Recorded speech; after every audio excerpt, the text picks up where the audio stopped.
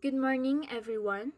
So, we already have an insight to other political ideologies from the previous reports na isinasend sa ating group chat. Here, I am going to report about the political theory of ecologism. So, ano nga ba ang pagkakaiba ng ecologism sa ibang political ideologies?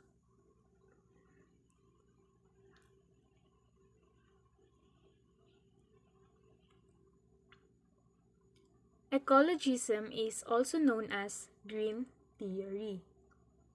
But when we say ecologism, ano nga ba ito at ano-ano nga ba ang nakapaloob na idea rito?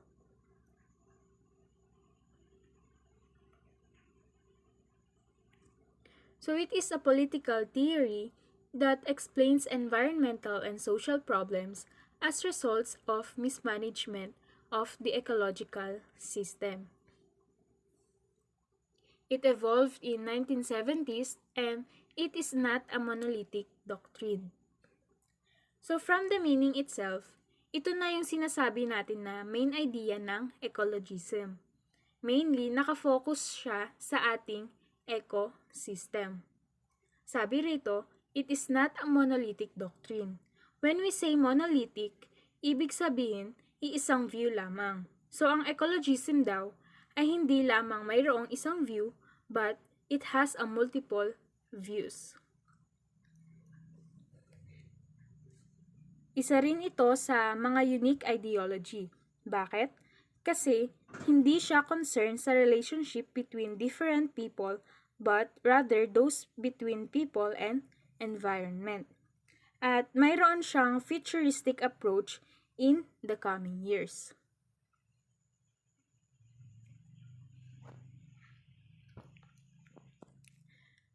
Sabi kanina na kaya mayroon tayong ecological, environmental, and social problems na kinakaharap ay dahil sa pagkakaroon ng mismanagement sa ating ecological system. So yung mga ilang halimbawa na nakapaloob sa problema kinakaharap natin ay ang poverty, malnutrition, at inequality ng mga mayayaman at mahihirap.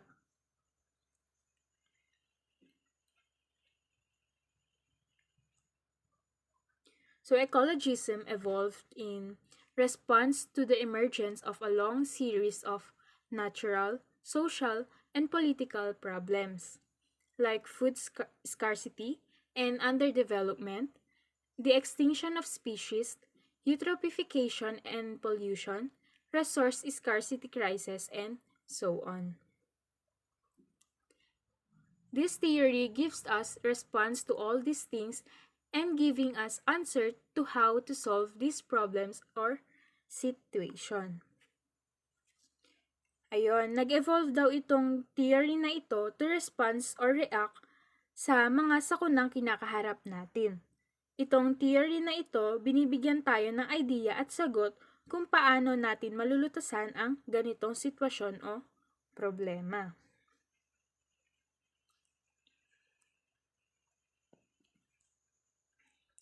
So we have here the core themes of ecologism. Ecology challenges the notion of humankind as the master of nature. Green thinkers argue that humankind currently faces the prospect of environmental disaster precisely because, in its passionate pursuit of material wealth, it has upset the balanced nature. So the most important distinction in the environmental movement is between what Arnaist termed the shallow ecology and deep ecology. When we say ecology, it is the study of the relationships between the living organism. Nakapaloob dito yung humans kasama pati ang ating environment and for us to understand kung anong connection mayroon between plants and animals at pati na ng mga asa paligid nila. Yung mga green thinkers naman, ito yung mga pro-environment movement or mga environmental friendly. So tama yung sinabi nila na Kaya natin kinakaharap itong mga sakonang ito dahil sa patuloy na pagsunod ng mga gawaing ikayayaman natin, kahit na nakakaapekto na pala ito sa ating nature. So like for example sa papel, in order for us na magkaroon nito, pumuputol tayo ng mga puno. So another one is yung mga legal fur clothings na galing sa mga furry animals na mga endangered na. Pero kung susuriin pa natin and become aware sa mga ganitong actions ng mga tao, napakarami pa ring iba't ibang gawain ang mga tao na nakakaapekto talaga sa ating nature. At para saan? For their own personal gain and pleasure.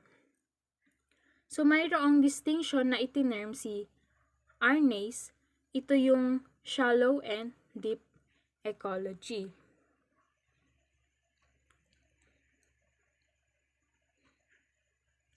For shallow ecology, it is a green ideological perspective that harnesses the lessons of ecology to human needs and ends, and is associated with values such as sustainability and conservation, or humanist ecology. For deep ecology, it is a green ideological perspective that rejects anthropocentrism and gives priority to the maintenance of nature and is associated with values such as biocentric equality, diversity, and decentralization. So yung sa shallow ecology raw, ito yung environmental movement na nakabase sa anthropocentric view. Ano ba ang anthropocentric view na to? Ito yung view na nakafocus siya sa humans and they believe na dapat pinopromote ang environmental conservation and pinoprotektahan ito against sa mga natural exploitation. Pero it advocates protection of nature in terms of human interest only. So kapag may advantage lang na makukuha ang mga humans. While sa deep ecology naman, opposite naman ito ng anthropocentric view. So wherein naniniwala sila na ang nature is no less important than human. So dapat pantay-pantay lang daw sila. Na ang purpose raw nating mga tao is to sustain the nature at responsibilidad nating mga tao na respetuhin ang nature at isave ito.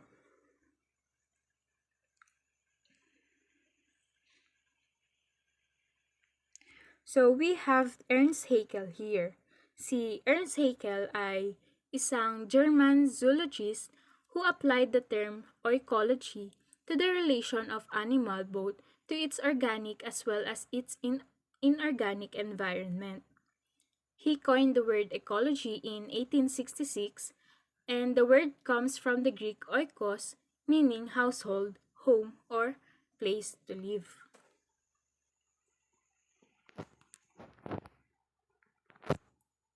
So under ecologism, merong holism, sustainability, and environmental ethics. For holism, it is used to describe the idea that the natural world could only be understood as a whole and not through its individual parts. The whole is more important than the parts or humans. So dito sa holism, hindi siya tungkol sa holy or banal na sinasabi natin. Galing siya sa word na whole, which is ang ibig sabihin buo or pangkalahatan. The term holism was coined by the twice Prime Minister of South Africa na si Jan Smuts. Sabi rito, para raw maintindihan natin ang natural world, kinakailangan na alamin at intindihin yung buo, hindi yung pinipili lang natin kung ano yung gusto natin. Like for example, when we are studying para sa exam natin, hindi pwedeng pipiliin lang natin kung ano yung aaralin natin. Mas gusto ko tong topic na to kasi ito lang naintindihan ko kaya ito lang aaralin ko. Which is hindi pwede kasi kailangan natin aralin yung buong lessons na meron tayo para maintindihan natin lahat. So for sustainability, Herman Daly says that growth meaning is not only misguided but also a fundamental cost of environment disaster. So examples, climate change, construction, or calamity to disaster. Dito sa sustainability naman, nakafocus ito sa pag-reduce ng consumption ng energy at ng non-renewable resources. At may goal itong mag-establish ng sustainable system. For environmental ethics, one ethical issue is concerned or our moral obligations towards future generations. This can be called as cross-generational justice. Another ethical issue is that other animals and organisms are equally important as human beings. This could be seen in the form of animal rights. Sa environmental ethics naman, kinakailangan daw natin maging ethical towards this earth at sa future generations. At kagaya nga ng sabi ko kanina sa deep ecology, pantay-pantay lang ang halaga ng mga animals, organisms, or nature sa halaga ng human beings.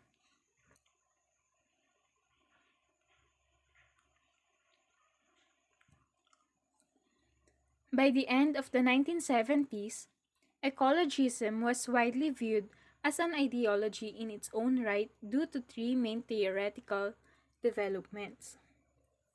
So dahil sa tatlong theoretical development na ito, napansin daw yung ecologism bilang isang ideology.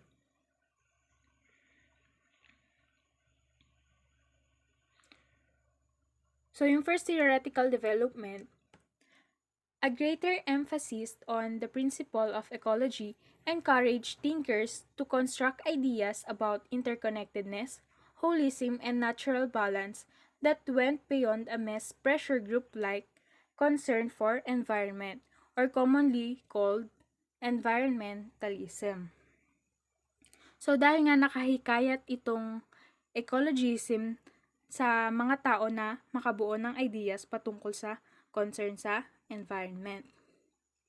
And for second theoretical development, there was a growing recognition that the threat to the environment had an important ideological dimension in the form of anthropocentrism or the human-centered bias.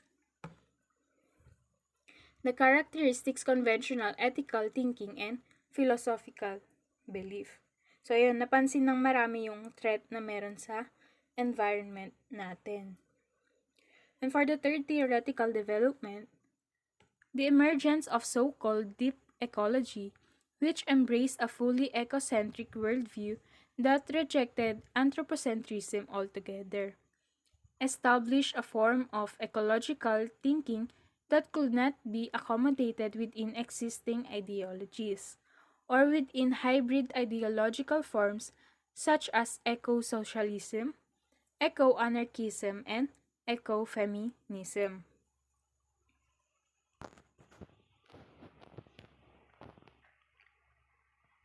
So next is the politics of sensibilities.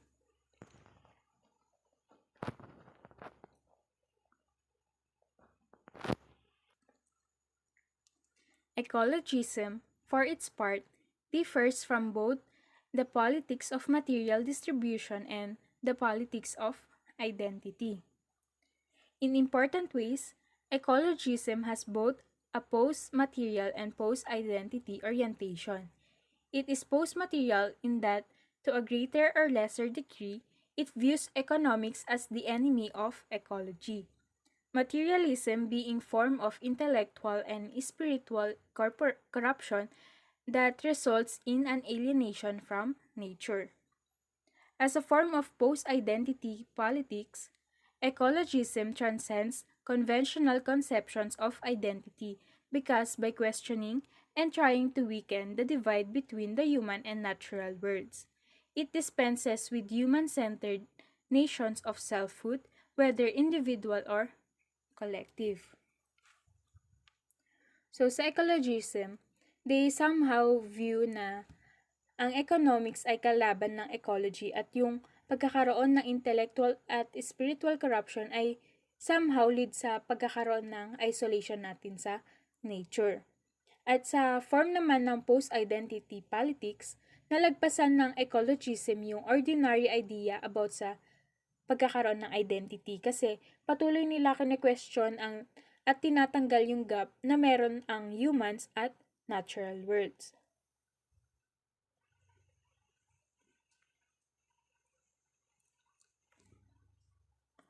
So what kind of politics does ecologism practice? Ecologism is deeper and, in a sense, more radical than other political ideologies because it practices the politics of sensibilities. Sensibilities referring to levels of awareness or dissentment. By attempting to reorientate people's relationship with and appreciation of the non-human, the world out there, ecologism sets out to do nothing less than transform human consciousness and expand the range of our moral responsibilities. At dahil nga it practices politics of sensibilities, sinasabi na mas malalim at progressive itong ideology na ito kumpara sa iba pang mga ideologies.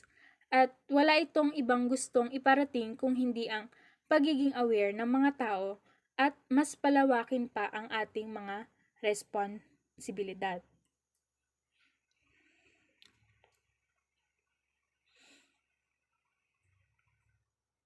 So here, ecologism can be divided into three broad categories.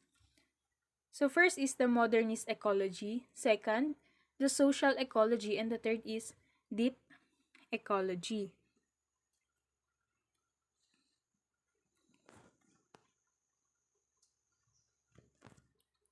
So the first is modernist ecology.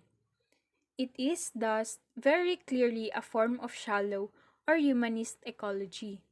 The key feature of modernist ecology is the recognition that there are limits to growth, in that environmental degradation, in the form or for instance of pollution or the use of non-renewable resources, ultimately threatens prosperity and economic performance. Modernist ecology thus extends moral and philosophical sensibilities only in modest directions. Indeed, it is often condemned by the radical ecologists as hopelessly compromised, part of the problem rather than part of the solution. Nevertheless, influenced by modern liberalism, it practices that can be called enlightened anthropocentrism, encouraging individuals to take account of long-term and not merely short-term interests to favor higher pleasures such as an appreciation of nature over lower pleasures such as material consumption.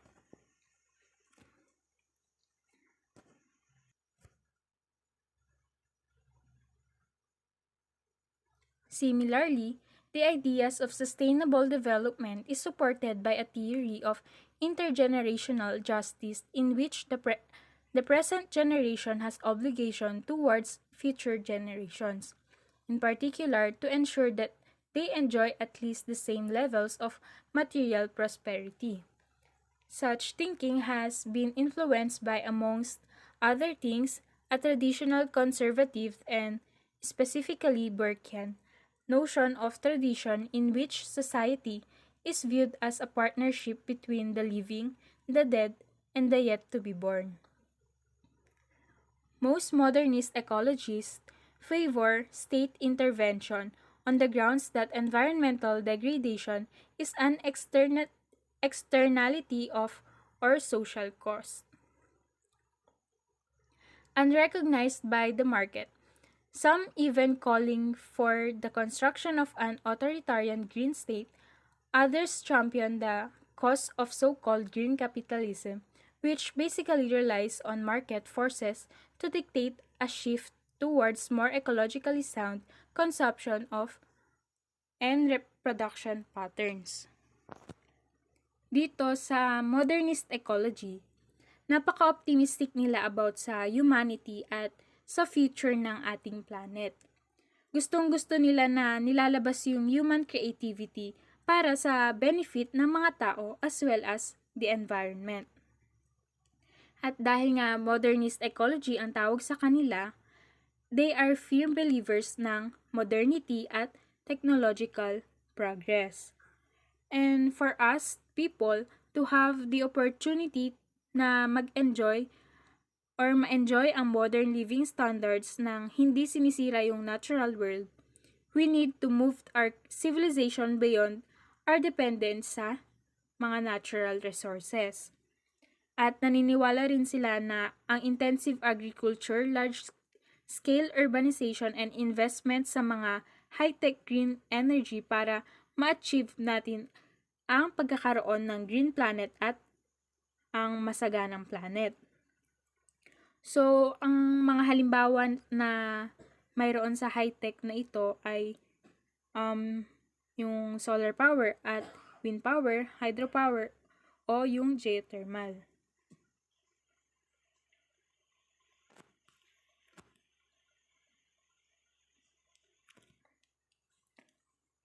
So, the second one is social ecology. Social ecology is a term coined by the U.S. anarchist social philosopher Murray Bookchin to refer to the idea that ecological principles can and should be applied to social organization, in which case an anarchist commune can be thought of as an ecosystem. However, the term can be used more broadly to refer to a range of ideas that each recognize that the destruction the environment is dictated by or linked to existing social structures. The advance of ecological principles therefore requires a process of radical social change. So in short term, social ecology is the relationship between ecological and social issues. So dito, may naiintindihan na lahat ng ecological problems ay konektado sa social problems na meron tayo.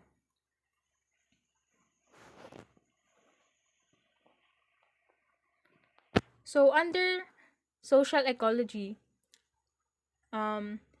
it encompasses three distinct ecological traditions. So ano to? Ito yung eco-socialism, eco-anarchism, at eco-feminism.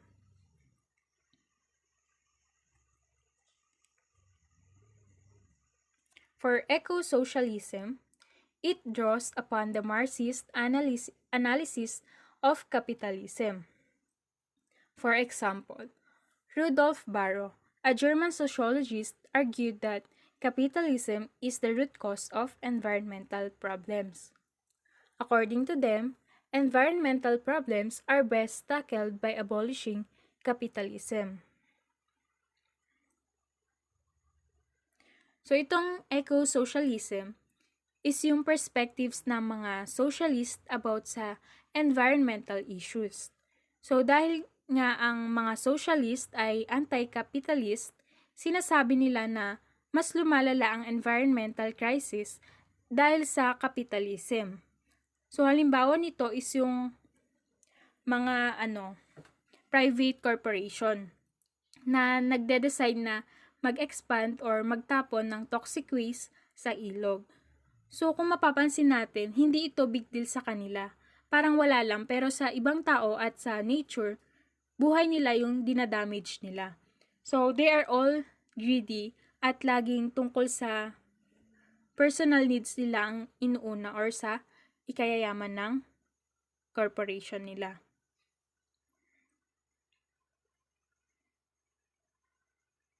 For eco-anarchism, anarchists believe that in stateless society, harmony develops out of mutual respect and social solidarity amongst human beings. So anarchists suggested the construction of decentralized societies organized as collection of commoners. Itong eco-anarchism naman yung anarchism na nagbibigay emphasis sa mga environmental issues. Ang mga anarchists naman, they don't believe in state. Hindi sila naniniwala kasi sinasabi nila na ang main problem behind all environmental issues is yung state o kagaya ng mga institutions na capitalism, industrialism, or globalization.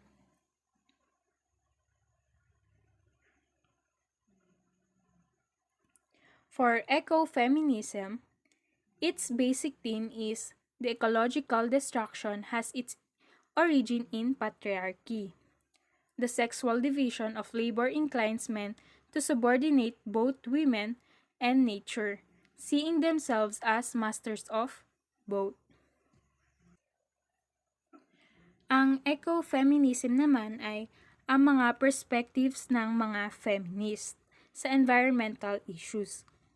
Dito naman, naniniwala ang mga feminist na women is more nature-oriented at na ang nature ay under threat dahil sa mga lalaki and sa institutions of male power.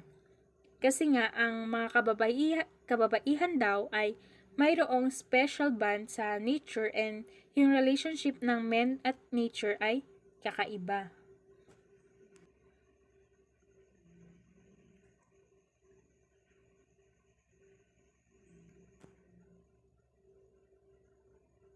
So, for deep ecology naman, the term deep ecology was coined by the Norwegian philosopher Arne to distinguish ecological philosophy or ecosophy from shallow or humanist ecology. It emphasizes the need for paradigm change, that is, for a change in our core thinking and assumptions about the world.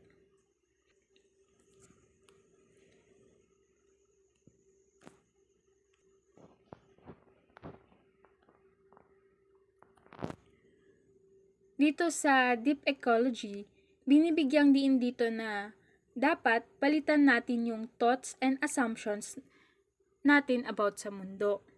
Katulad nga ng sinabi ni Arnes na tayo kasing mga tao ay naniniwala na tayo ang pinakamahalaga sa lahat. And that sometimes we are justifying yung pag-cause natin ng suffering sa ibang animals at sa nature. Or kung paano natin i-admire yung beauty ng certain animals but we don't necessarily appreciate. So halimbawa rito is yung sa aso. Kasi merong ibang tao na pili lang yung gusto nilang aso. So, yung iba nga dito kapag sinasabi niya na dog lover siya, love niya yung aso or ina-admire niya kasi may breed siya or may lahi.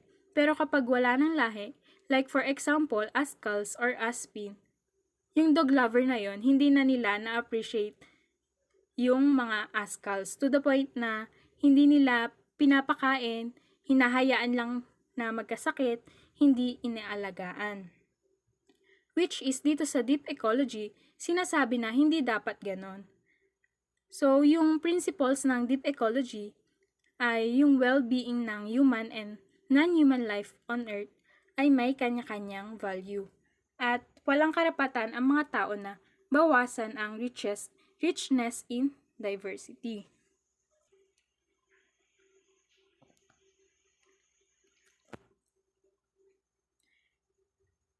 Deep ecologists, for example, champion the cause of biocentric equality, in which all species share a universal right to bloom and flourish. This suggests that any attempt to place the interest of humans above those of animals or other species is an example of speciesism, an irrational prejudice akin to racism or sexism. So, nabanggit dito yung speciesism. So, itong speciesism na ito, ginawan ito ng movement ng mga eco-friendly na natin. So, ito ay isang movement para sa animal rights. So, sinasabi rito na one species shouldn't be held above another. So, halimbawa nito ay yung dogs and cats. So, alam naman natin na Very popular pets ang mga aso at pusa. Pero kasi dumarating na tayo sa punto na mas binibigyan natin ng extra care and love ang mga ito and wala nang pake sa ibang animal species. So paano naman sila, 'di ba? They also deserve the love and care na natatanggap ng mga aso at pusa. So dito sa ginawa nilang movement na to, ina-advocate nila na dapat lahat ng species ay pantay-pantay lamang kasi nga pare-parehas silang nagsasuffer at pare-parehas din silang may karapatan magbuhay.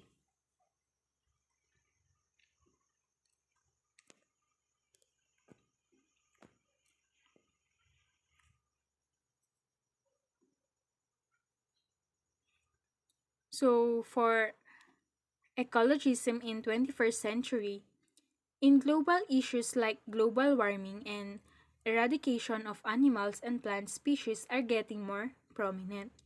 It is also clear that the modern green movement has a marked global orientation reflected in strong concerns about globalization. So ayan, so ngayong 21st century, mas umuusbong yung kaalaman natin about sa mga global issues at nagiging malaking tulong din ang modern green movement para bigyang pansin o tugon yung mga issues about globalization.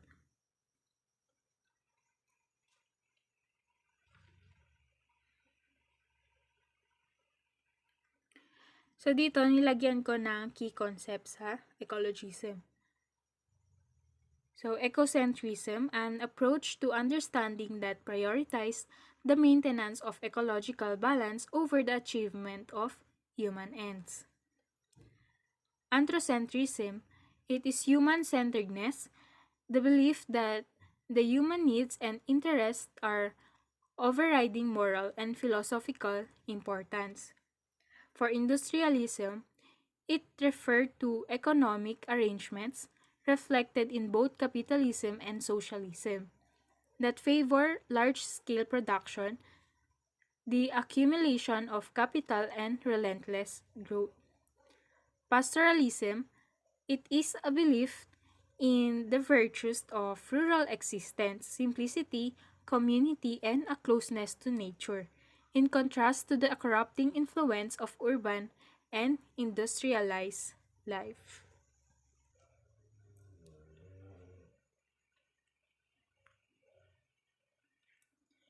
And that's the end of my report. I hope that you have learned something and most especially sa pagbibigay halaga and respect sa ating environment and to other animals. So, um, stay safe and strictly follow the safety protocols. Thank you for listening.